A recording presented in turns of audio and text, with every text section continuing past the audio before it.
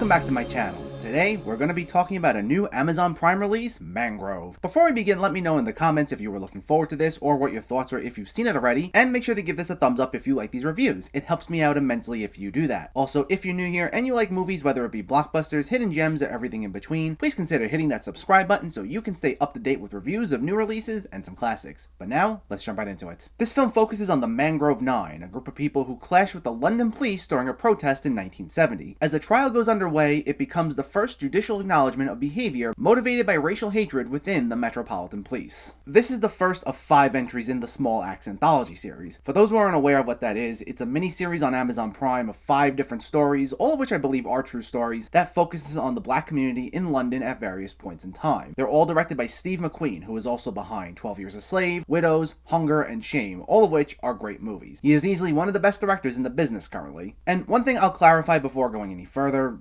this is technically a TV series, but all these are an hour or more. Most of them are feature-length. 3 of the entries played at New York Film Festival last month, and some websites classify these separately as movies, so I will be referring to each of these as movies, even though I know none of them are technically eligible for the Oscars or anything like that, which is a shame because this movie has some Oscar-worthy performances. Even though this is about the Mangrove Nine, it's mainly centered on 3 of the 9. Letitia Wright as Althea Jones-LeCointe, Sean Parks as Frank Critchlow, and Malachi King as Darcus Howe. All 3 of them are phenomenal here. Most audiences only know Wright as Shuri from the Marvel films, and she's been in some other films outside the MCU, but mostly in smaller roles, so this is the first time she's been able to truly get out of her comfort zone and expand her range. But she was absolutely incredible here. She's the one who takes charge of these protests, and she exudes such booming confidence, and she never backs down when a challenge is thrown her way, both during the protest itself and in the courtroom, and she blew me away. Malachi King, meanwhile, is the one who has the most speeches throughout the film. While there's no one true leader of the Mangrove Nine, he's the one who repeatedly addresses the court, and his speeches are just absolutely powerful. He brings to light how he's being treated both during the protest as well as even in between court sessions, and he highlights so many issues with mistreatment. It's truly emotionally compelling stuff. In fact, this movie as a whole is something I describe as powerful. This is a film that has a great message. It highlights how deep systemic racism can run all over the world. One example in which we see this is when one of the attorneys representing the Mangrove Nine submits a request for an all-black jury to preside over the case, since they would understand the plight of the defendants, and the judge just outright rejects the request even after a compelling argument is made, saying everyone is required to be fair, and he thinks nothing of the implications of such a decision. It's a very timely film, especially as many of the things highlighted here can be applied to present day. And what I also appreciate is just how real this feels. One movie I think this may get some comparisons to, or at least one film I personally compared it to, is The Trial of the Chicago 7, also from this year, and is also based on a historical event surrounding protesters clashing with the police. Personally, I found this to resonate more emotionally with me because The Trial of the Chicago 7 is a good movie, but it's also one that felt very Hollywood, especially with Aaron Sorkin's dialogue. I didn't get that feel from this. I mean, with one reason being that it takes place in London, but Steve McQueen also isn't a very Hollywood-like director. This is a beautifully shot film, but it isn't heavily stylized. He really tries to transport us to 1970. The dialogue feels very real, the performances felt organic, he captures the mood of that time period so well through the cinematography and the chilling score. It's cinematic, but it also felt natural at the same time, which shows how brilliant of a director McQueen is. Even though Letitia Wright was the cast member most talked about prior to the film's release, and she is one of the primary focuses of the film, the main character, while not the leader of the Mangrove Nine, is Frank Critchlow, as I mentioned, played by Sean Parks. He's the owner of the Mangrove, which is the restaurant where the clashes with the police took place. And the first half of the film shows him and the people of the restaurant repeatedly getting harassed, and we see him trying to deal with it by standing up to the police, trying to settle things through words, but ready to pop at any moment. And I thought Parks did an excellent job here, especially because he just wanted to create a community within his restaurant where everyone can come together and just enjoy themselves, only to get repeatedly bothered almost every night. That's essentially his arc, and where the focus is for the first half of the film. Though with that comes my criticisms. I don't have many, but what I'd say is I think there were some pacing issues in the first half. The first 20 or 30 minutes especially wasn't bad, but there weren't too many moments that grabbed me until tensions really started boiling over. I think part of that is because outside of Frank, we don't get to know too much about the other characters pre-trial. We know a little bit about Althea and Darcus, and we spend some time with them, but I felt like we really didn't start to connect with most of the characters until a little later on in the film. It took some time to find its footing, though once it did, there was very little I took issue with.